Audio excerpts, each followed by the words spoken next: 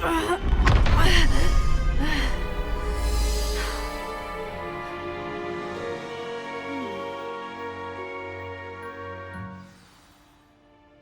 do you feel?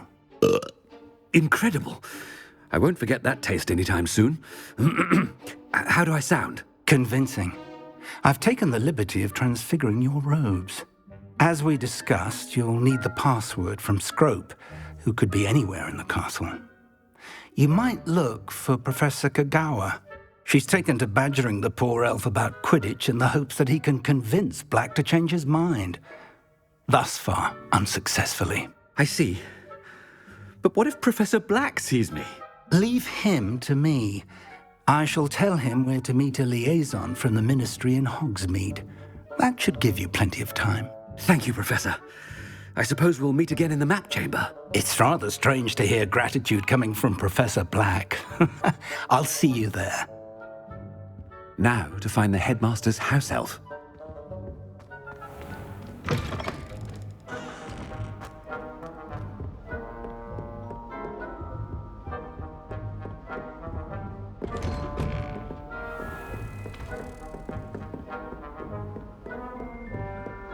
Do you have a moment, Professor? Professor, I was hoping to catch you. Places to be, Professor Sharp. Places to be. Of course, sir. Only, you'd asked me about a particular potion, and I did? I did, yes. Well, spit it out, Sharp. I don't have all day. Probably best not to discuss it here, sir. Really? Why can't we talk about potions here? Seems fine to me. Very well. I've brewed the cure for boils you wanted. I can drop it by your office when it's convenient. Of course, yes. No need for all the cloak and dagger. Simply have a student deliver it. A student. Very well, sir, if you insist. I do. And thank you, Sharp. I just hope you've brewed enough for all my boils. Now, to determine which student gets this rather unenviable task. Greetings! I mean, out of my way, children. I wonder almost daily why I accepted this appointment from the Ministry. What could the Headmaster want? Gareth! Mr. Weasley, what are you doing here? Don't you have, somewhere to be? Oh, Professor! Yes, of course.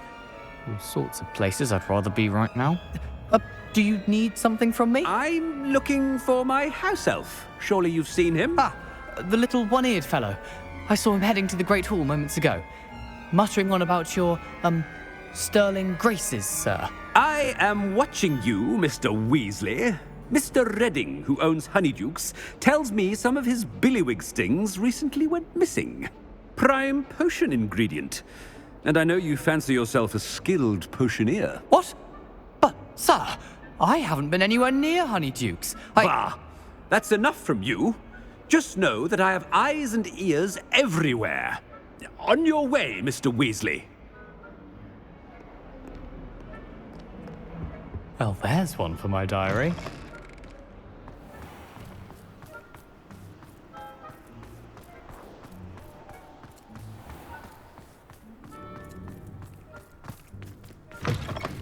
When I witness what passes for magic in these halls, I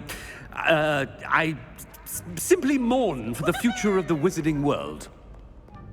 Headmaster, here, what could he want? Mr. Gaunt, where do you think you're going? I beg your pardon, sir. I'm simply on my way outside. Taking the day off, eh? Typical student, wasting the hours away.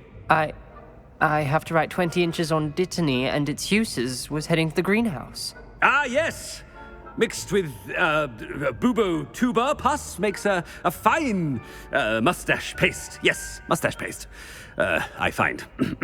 Are you feeling all right, sir? You don't seem yourself. I assure you I am quite healthy, Gaunt. If I need a medical diagnosis, I shall head to St. Mungo's.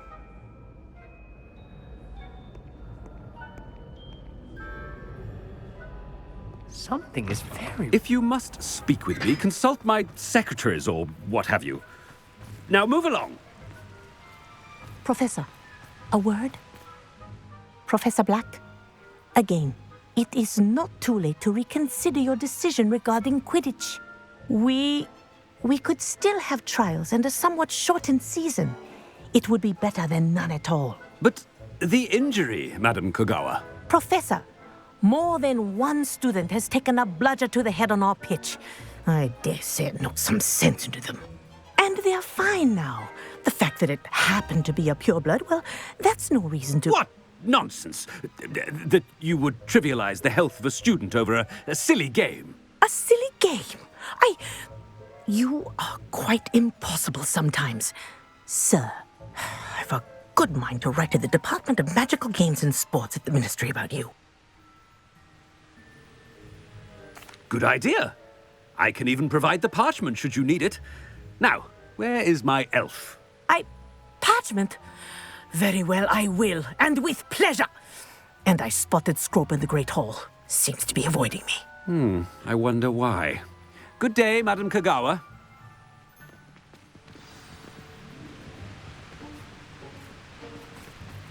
What did we do to deserve him as a headmaster? Has anyone seen my ivory-handled hand mirror? Of course you haven't.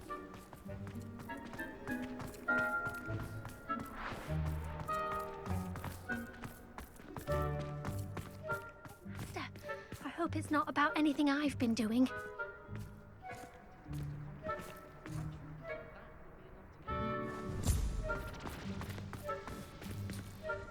Miss Broom, a word.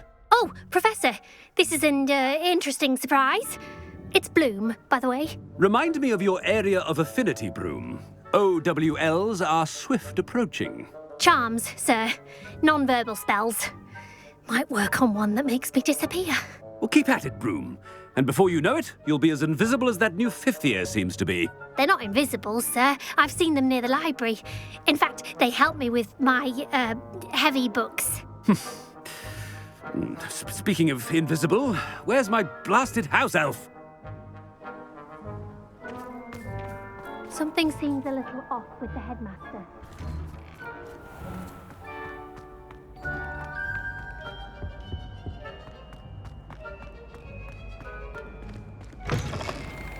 I haven't time for any of you at the moment. None. None at all. Move aside.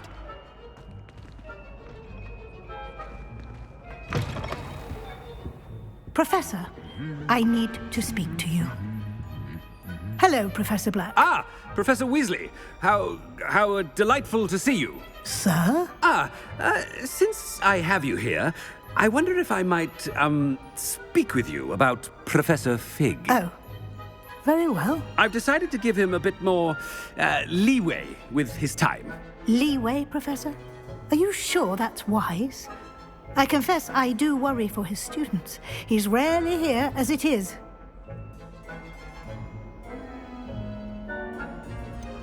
I realize that, and I'd like to keep it that way. I see. But, sir, if I may, I am wary of how much time the new fifth year seems to be spending away from the castle, supposedly on Professor Fig's behalf. I've heard unsettling rumors of their escapades. Everything from sneaking into the Forbidden Forest to confronting Ranrock's loyalists and Rookwood's lot. What? Goodness. You cannot believe everything you hear, Professor. No, you cannot. I mean, I shall keep an eye on Fig. You simply keep doing the wonderful job that you're doing. Simply wonderful. Thank you. But I'm happy to look into... Good. That'll be all, Weasley. I mean, Professor Weasley. Good day. A wonderful job. Leeway for Professor Fig. I shall never understand that man. That ought to give Professor Fig some breathing room.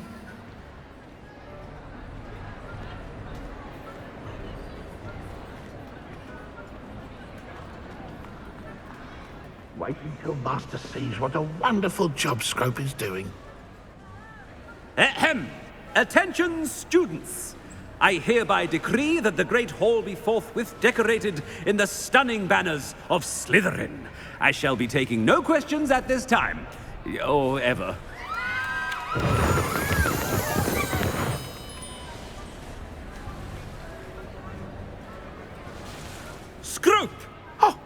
Greetings, Master. Remind me of the password to my office. Oh, but Master made Scrope swear never to tell anyone, even Master himself. How dare you question me? I've a mind to give you a matching set of ears. Yes, sir. Of course, sir. Scrope begs forgiveness. It is the Black family motto, Master. Right. Of course. Master does remember it. It's pure bloods forever, isn't it?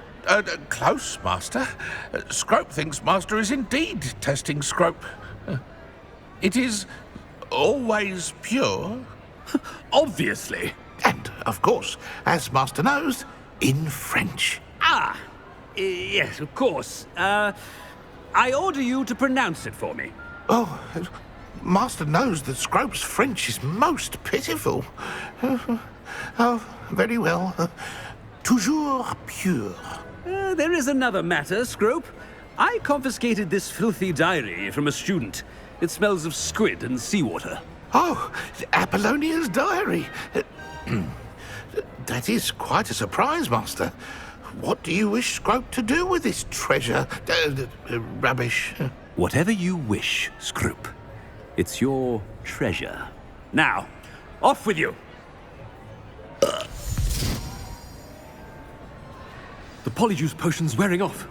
I best get out of sight.